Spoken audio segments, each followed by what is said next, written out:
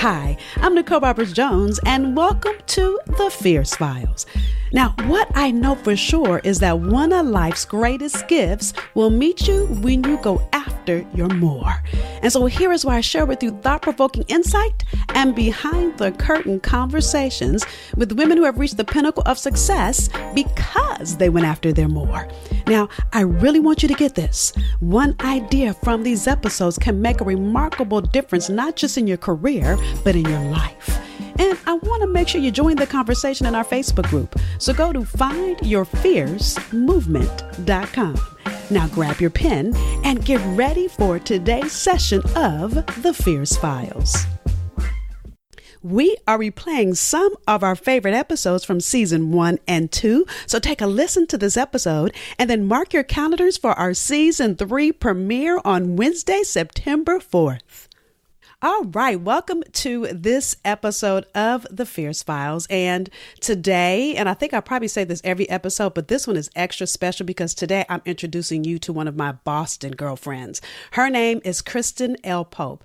Now, Kristen is an award-winning journalist. She's a host. She's a sought-after speaker, encourager, mistress of ceremonies, and get this, comedian. Yes, she has done comedy too. Now, in addition to that, Kristen runs her own boutique production company, Pope Productions, and she's created her flagship variety show, The Positive Controversy with Kristen Pope. Now, if that wasn't enough, she's a media coach. She has an online course called On Air Academy. Now, Kristen credits her greatest treasure as mom to her toddler, Lily Lee Pope. Most recently, as if all the other stuff wasn't enough, you guys, she founded Mom Life Streets, an authentic conversations in women and motherhood, or for women and about motherhood.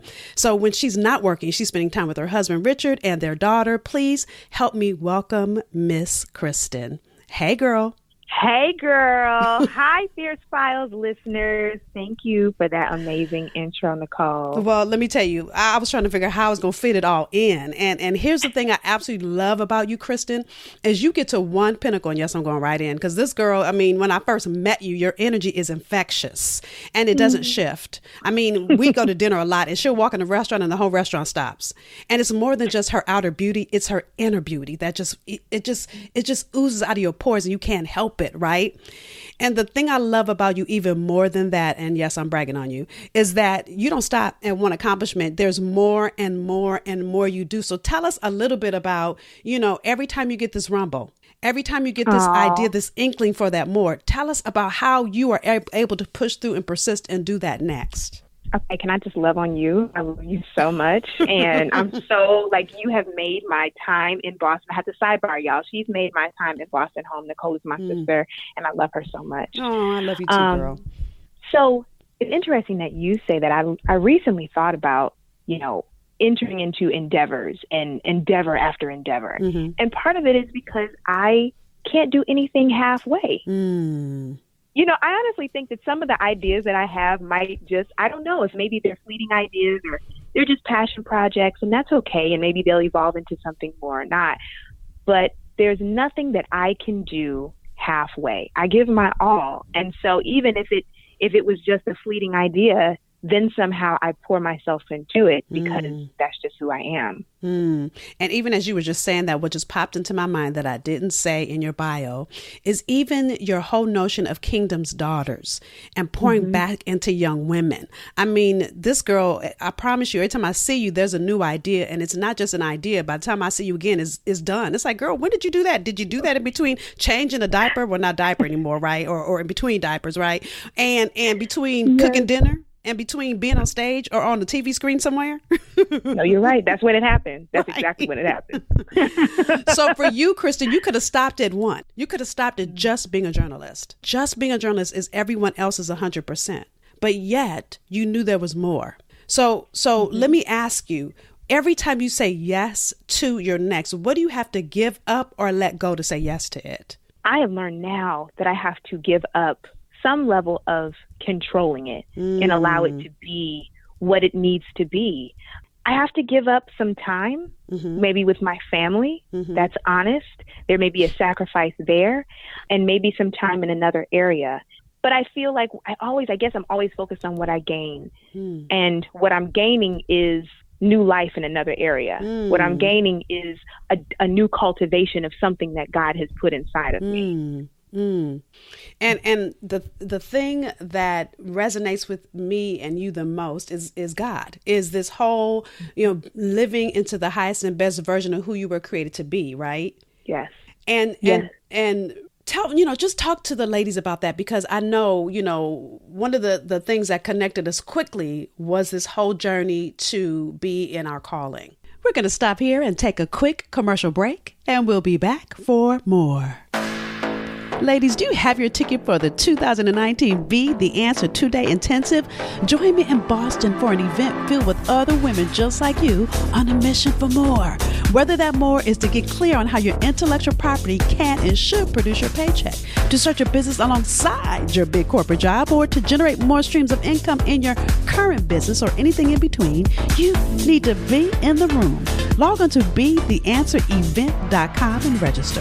Listen, it's me and you for the 2 days where I give you the step-by-step acts you need to move your business into real profit right now. See, Be the Answer is an event where I give you the tools you need to create and sustain a business that you're passionate about, all while showing you how to generate multiple streams of income. I can't wait to see you there. So, God, it's just not cliche. This is my father. This is my heavenly daddy. And I will tell this if I can take the liberty to tell this story, tell a quick story. So last year was a very, very challenging year for me, personally and professionally.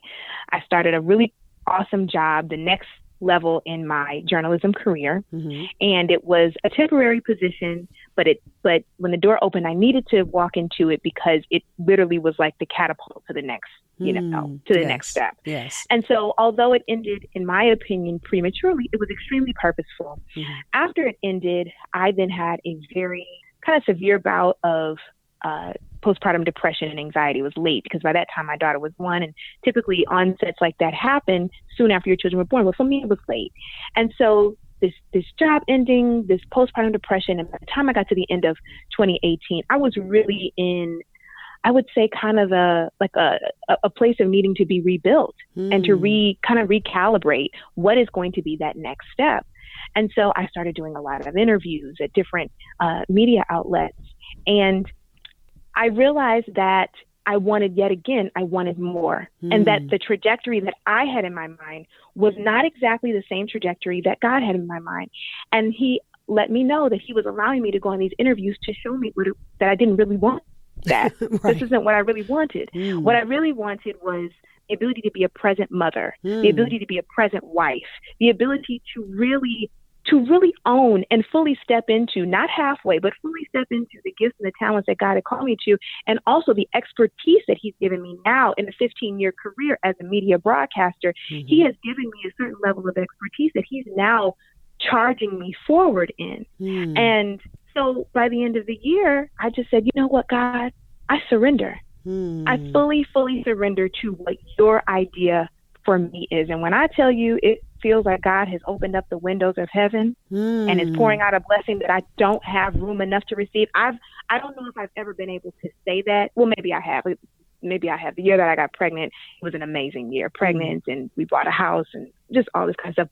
But in terms of career, I do not believe I've ever been able to say that until now, that the Lord has opened up a window and he is pouring out a blessing that I am like, I have this big net and I'm catching blessings coming out the ceiling, coming from the left, coming from the right. And I'm like, I didn't see that coming. I don't know. I mean, are my arms big enough? But God is so much bigger than us. He's so much bigger than us, and he wants us to surrender. Right. And I love that you are using this word surrender. So tell the ladies, because if they're curious like I am, because surrender can be defined so many different ways. Tell us what that looks like for you. For me, it looks like really allowing God to be in the driver's seat. It is allowing him to architect this life for me and me to follow his lead. It is allowing him to dream a bigger dream for me than I could ever dream. Yes. It's allowing him to download into me the desires of my heart that are actually his desires that have now become my desires. Right. It's allowing him it's taking the limits off of God. Mm-hmm. We put limits on God about like, this is what it has to look like. This is what it has to sound like, smell like. This is the way it has to be. Mm. And God is like, okay, well, if that's what you want, a lot of times he gives us that. Mm-hmm. But then there is that space where God is like, but if you would just allow me to show you something, like, come with me real quick. I want to show you something. Right. And we take that faith step to walk across the street and allow God to show us what he wants to show us. Like, if you would allow me to do this, it would blow your mind. And when I say that is what surrender looks like for me, I have fully taken my hands off to say, it has to be like this. It needs to look like this. I'm like, no, God, up until now, it's been my year. It's been my year. But this is your year. Yes. 2019 is your year. I've given the year to you. So that means I relinquish the control and the desire to need to control. And I want to see your results. Every year other than now, I'm kind of getting my results. I don't want that. I want your results. So I'm giving that to you. And from what we just in, what is it? It's not even February. It may be February. Mm-hmm. The Lord's results are off the chain. Right. And the thing that's interesting to me is everybody wants to go after the abundantly above all that I could ask or think, right? Which is Bible verse, by the way, if those of you that don't know that, right? Everybody wants to go after that abundantly above all that we could ever ask or think. But the key to it is surrender. Mm-hmm. Because if it's abundantly above all that we could ever ask or think, then what we're doing and in the middle of doing is not as big as what God sees for us. Exactly. That is so good. Because that means it's above us. If this is exceedingly and abundantly above all that we could ask or think, that means that that's a grade above us. Mm-hmm. That's above our pay grade. Come on. If you could do it, you wouldn't need the exceedingly above all. If you could do it, you'd already be doing it. Let's be clear. Right. You'd already be doing it.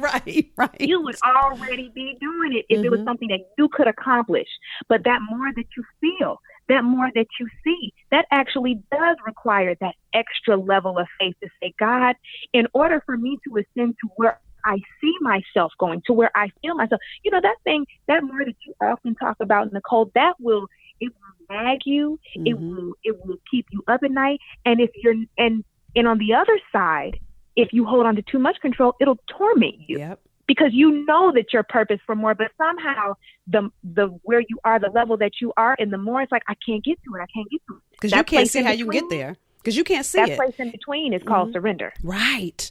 And the place from where you are right now to where you really want to go and where you feel like, God, that's the vision you put in my head. That's the vision you put in my heart. That's the place of surrender. That's and you can tell we both getting excited because we both going in, right? And the thing that most successful women do, right? And I love that you brought this up, Kristen, because it's such a needed perspective. When we're powerful and God is rumbling up something in our spirit and saying, this ain't it, girl, there's so much more, because we've been strategic in the place we've gotten to. And we think that it's been our strategy, right? We think that we've gotten to this pinnacle of success because we have, and I'm not discounting, those of you that have gone to school and put in blood, sweat, and tears to get to that place in your career. I'm not saying that. But what I am saying is usually God gives you a bigger dream than where you presently are. And that's that thing when we try to control it. When we let fear tell us we can't do it, or we start trying to take the strategy we use. Like, I got this quote from Kristen, by the way. You guys that are in my community, you hear me say this all the time, but Kristen said it first. The tools you used on this level are not sufficient for your next. We both got that from a bishop out of New York. I got it from Bishop A.R. Bernard. Right. But you're the first person I heard say it. And I was like, for the last 10 years. That's so good. I love that quote. Right. And that is so true. It's so true. Yes. It's so true. And for me, let me say that to put that quote into context, the tools that you have on this level are not sufficient for the next. To put that in context, for me, what that looks like in 2019 or coming out of 2018 to come into this year was surrender. Yes. That's the tool that I am leaning on the most this year. It is full surrender. Letting go of what you think it should be, letting go of how you think it should look. And I will tell you, the reason why I can even be here now doing what I do has been surrender. Because if I was doing what I thought I was supposed to be doing, girl, it didn't look nothing like this. And even when I walked through one door, and I remember, many of you guys know that I had a youth organization for 20 years. And I remember toward the end of it, and this is real. I've not shared this on the Fierce Files, at least I don't think so. So in 1993, I started this program for African-American teenage girls. It spread through 10 chapters in 10 states. It was faith-based in 10 churches. And in 2013, God said to me, and I haven't heard God a whole lot, clearly, right? I get, rumbles in my spirit. I hear little things, but I heard his voice clear, like it was time to let it go. And I was like, what you mean it's time to let it go? Right? And mind you, this had been my purpose. This had been me. This had been my identity. I couldn't have told you this in 2013. I get it now. And I said, okay, Lord, but why are you just not telling me this? He said back to me, because your ego couldn't have taken it had I told you before. Ooh, I was like, ooh, he is so right. Because my identity was so tied up into that. And I was so worried about perception and how things looked. And yes, I've been saved for a really long time, but flesh will always get in the way. Absolutely. Absolutely. And we have to rededicate and recommit. And to your point, Nicole, you are so not alone. I think a big part of even the transition, this pivot that God has taken me in, is that I thought, I really did. I'll be honest with the viewers. I thought that the anchor chair was the next chair for me. I thought that that's exactly where I was going, in a television news station. And I then went and interviewed for that role at a, top 10 market television station in Boston. And I got in the seat and listened to the interview, and I was like, this isn't what I want. This is not what I want. And I was so clear and it hurt me. It hurt me in my heart, because I was like, I just knew that this was the next step. Right. And it was, I said, God, why would you allow me to go into that interview if that's not where I'm supposed to be? And he said, I had to show you so that you know that's not what you want. Yes. Because you've wanted that so long, and you've aspired to that. I aspired to that. I mean, I got into the business, started from the bottom, made it to the top. And I was like, that's, obviously that's the next step. Right. And literally the Lord just kind of like shut it all down. Like, that's not the next step. But if you would trust me, yes, I'm going to blow your mind, girl. Woo. And what I have seen in less than 30 days of just lifting up my hands and saying, God, I surrender to you. And the truth of the matter was, after that, it's like, where else do you go? God, all I can do is come back to you and receive counsel and receive direction. Right. I have no choice but to surrender. Right. And it's been the best thing ever. To know that you're being led by, directed by, because even in that moment, and be clear, she's telling the story now, just like I'm telling the story of when I had to walk away. It sounds easy coming off our lips, but it's not. Oh, but it's not. I was hurting. Me too. I was hurting at the end of the year. I was like, my feelings were hurt. I was disappointed. Me too, girl. I was hurt. And truth be told, look, that's why I said to God, well, why are you just not telling me? And those of you that know me, I pray to God just like I talk, because he made me. So he knows I got a little extra in me, right? So I said, well, then why are you just not telling me that? And when he said back to me, because your ego couldn't take it, I was like, ooh, all right, I received that. Okay. Right. Ooh, because I asked, right? Because literally so I did that for 20 years, but for the last 5, what God first said to me is, you keep trying to resuscitate a dead baby. Let the baby die. And that hurt. That's why I had attitude like, okay, well, then why are you just not telling me this? Right? But for 5 years, I kept trying to make it work, and it wasn't working anymore. It wasn't working because it wasn't meant to. And in that moment, I had a decision to make. Just like in that same moment for you, Kristen, you had a decision to make. You could listen. And this is the hardest thing, because we all know, whether you hear God's voice or you have this hunch that you aren't supposed to be there, whether it's in a relationship, whether it's a job, whether it's a friend, whatever that is. Because I've had that inkling with the guy I dated before my husband. I stayed there way too long, but that's another show, another conversation, right? Girl, yeah. Right. And it's hard because, especially when for 20 years, just like for you, you've been working for this thing for 20 years, for 15 years for you. And it's not about how much time. It's the fact that you have built everything you've done around this thing. And now God is like, girl, that ain't it. And then what's so interesting, he didn't tell me that when I let that go, this would be it. He just told me, let it go. I was like, well, then what? Silent. Oh, okay. So now you're just telling me to trust you? And if I knew then what I know now, I probably wouldn't have had attitude and why you just not telling me, right? But that's what faith is. The substance of things hoped for, the evidence of things not seen. Right. And I think sometimes he doesn't show you where you're going because you'll be so scared because it's bigger than where you already are. Completely. Completely. He knows the end from the beginning, and he has the aerial view. Ooh, so come on, aerial view. Wait, stop. Somebody just needs, wait, hold on, girl. Don't go past that. That was so good. Somebody just needed to hear that. He has the aerial view. I need y'all to just sit on that. Because he can see all things. So he's seeing the end from the beginning, the middle, all of it. He has the aerial view. For a minute, just think about yourself in an airplane and how much landscape you can see. And God's landscape is way bigger than any little landscape we can see from a plane. Girl, it's way bigger. This revelation for me, the aerial view has completely changed the game for me because it lets me know that there is no action, event, decision in my life that's disconnected from the next one. Woo! So when he doesn't show me something, I'm standing here and I can't see all the way down the street. Maybe it's because, like you said, I'm not ready. I need more preparation. I don't worry about that now because God has already gone ahead of me and seen. And whatever's down the street is not disconnected from what happened to me 20 actions ago. Right. They're all connected. Right. I always say it's like the GPS right now. Yes. Before I had a GPS, I remember I would have that MapQuest printed out in my car and living in Massachusetts. Let me just tell you, when I first moved here, it was when GPS kind of first started. And I remember trying to get to a meeting and it was about 3 center streets and I kept turning on the wrong center street and I pulled over and my husband couldn't help me. I had decided to go back to the highway. I couldn't find a highway. I just pulled over and cried. I'm like, I'm just lost and I have nobody to call. I had one of those moments in Boston too. Girl. And this is what I want you guys to get. When the GPS came out, you don't worry about all the direction. You just worry about the next step. And when God began to show me, and mind you, that GPS doesn't tell you the step after that until you're in the middle of the step that you just did. So when the GPS says turn left, it then will tell you turn right in another quarter mile. But you got to turn left before it says that. That's right. And if we could just be in the moment now, and I tell my clients this all the time, stop worrying about how you're going to get all the way to the end. We're going to get there. Just be where you are right now. Do that fully and completely. Because if you focus on the destination, the final destination, all the stuff you need to do between here and the destination will be lost. That's right. That's right. You'll be distracted. Yep. You'll be so distracted. The destination, a lot of times for people who are on the journey, is a distraction. Yep. Is a distraction because you're not able to be fully present where you are and to accomplish that and to do that in full excellence and in full presence because you're focused on the destination, which may change. Yep. And God's not going to tell you that either. You may be focusing on a destination that may change because you may be rerouted. Yes. You may have to pull over to the side of the road, whatever.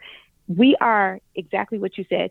We are to focus on exactly where we are. And God already knows that next step. The interesting thing about the GPS is when you put in the instructions, the GPS lays them out to you for the whole map. He knows exactly where you're going and to the destination. The GPS already knows that. But our responsibility is the next step. Yep. Just one right step where at you a are, time. and to trust that it's going to tell, when it tells you the next step, you take it, and so on and so forth until your destination. Yes. And that to me right now is full surrender. It is walking by faith and not by sight. Look, this is preaching to me too. Look, I might be hosting, but I'm taking notes over here too, because here's the thing I also want every listener to get, and I'm talking to myself when I say this. So when you get to a pinnacle of success, you've done great things. God is always looking for your next. And the thing that's the hardest is because, again, I said it a few minutes ago, told you I got this from Kristen, the tools you use on this level are not sufficient for your next. So my bio, my resume is over. It's done. That part of Nicole is done. That's the 2018 version of me. She's complete. So I'm not working on her. I'm working on the 2030 version of me. So that version scares me. And God, like you said, only gives you glimpses. And if he showed me the whole thing, I probably would be so scared I would be sitting here, sitting still. You'd be in paralysis, paralyzed. Totally. If I knew in 1993 that I'd leave California, let me just stop on that in this cold Massachusetts winter. Okay. If I ever thought I would ever leave California, that would have given me pause by itself.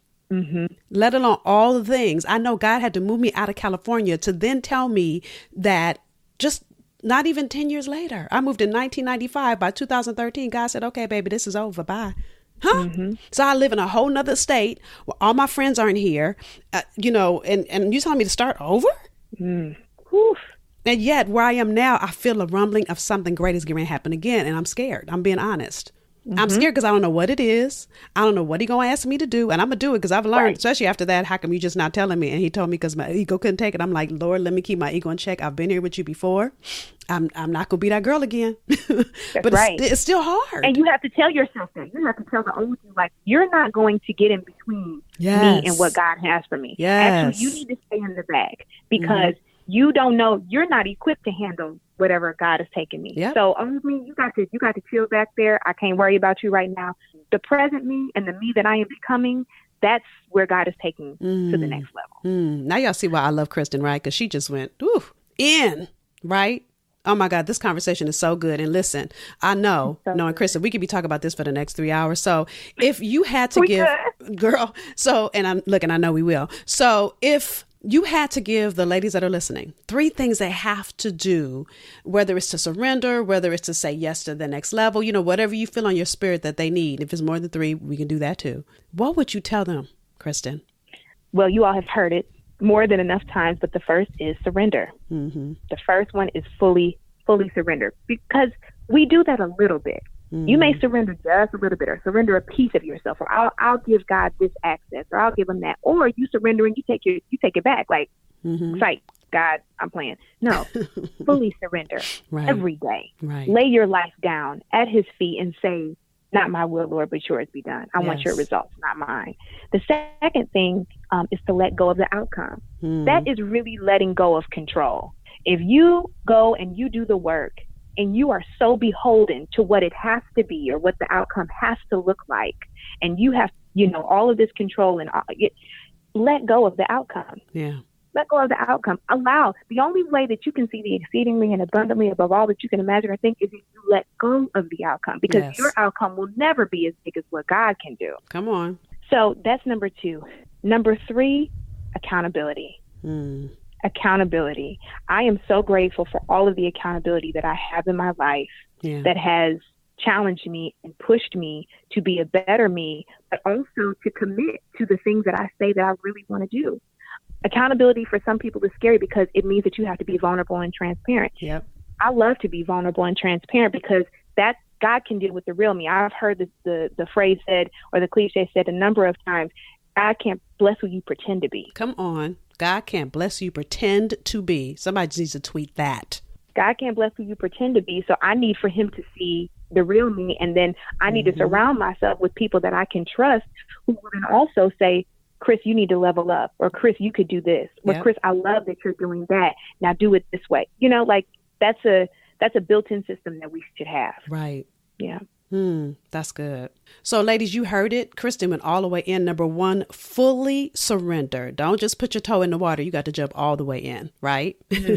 Number 2, let go of the outcome. And to me, the biggest way you can surrender is to let go. I often say it like this, when I used to go to McDonald's, because I'm not supposed to be going to McDonald's, and I haven't been in 2 years, but when I used to go to McDonald's and order a filet of fish, I would go to the drive-up window, right? I'd order my filet of fish. And then I let go. I didn't worry about if they had the special sauce. I didn't worry about if they had filet of fish. I didn't worry about any of that. All I did was drive up to the next window to receive it. And it really is that simple. Let go. Let go of how. Let go of when. Let go of why. Just fully surrender into trust. And then it is a trust. And you know what, Nicole? I had a conversation recently with a young woman she was so scared. She wanted to let go, but you could see she's so scared. And I asked her, what are you afraid of? And she said, I'm afraid of the unknown. I said, well, let me tell you something. You already know where you currently are. That you know that you're in a place where you're not happy. Right. You know you're in a place where you want to change and where you need to shift. So can we flip the perspective and say that what you don't know has got to be better and more exciting than where you currently are? Ooh. How about if we flip that perspective? You're sitting here in fear, but you flip the perspective to say there's an opportunity in the unknown because I've already done what I know and it hasn't worked for me. Right. So I'm going to leap into the unknown because that's got to be better. And I give God the opportunity to do what only God can do. Yes. Versus what I've been doing. And, as you said that, which is so good, it reminded me. So when I started dating my husband and he moved to Milwaukee, this is before Boston. Gonna give a pause for that, right? And by then I fell in love, and then we started looking at getting married, all that stuff, right? And I was trying to find and you guys know I'm transparent, so I was trying to find any girlfriend that would tell me I needed to not move, right? I was trying to find somebody that would tell me, don't go. Girl, don't go. You can't go, right? So all my girlfriends were excited. So they made me kind of angry. Then at the time I had a nonprofit. So I had a board meeting to do a vote. And I thought my board was going to vote no. They all voted yes. I was like, Jesus. So my coach at the time, I just knew she was going to coach me not to stay. And here's what she said. I mean, not to go. Here's what she said. She said, when you started your organization in 1993, did you know what you were doing? And I said, no. She said, okay. So why do you need to know what you're doing now? Girl. And that's what surrender is. It's being in the moment. It's letting go. It's letting go. And so in that moment, she said, so what can you do different? Which is what made me think of what you said to the young lady. And I said, I just need to just do it. She said, okay, great.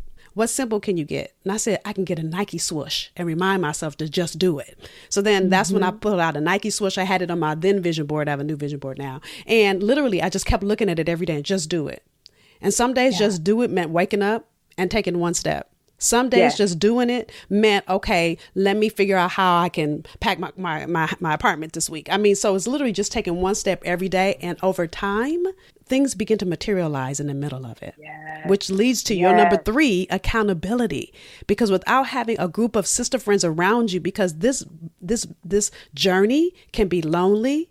You know, like, I love that you shared that you went through about a depression. There are times where you will go through some hard things and you need that accountability to pull you up, to be strong when you're weak, to strategize with. Like when I tried to call all my girlfriends separately, I didn't call them together to tell me not to move. All of them went full in on me separately.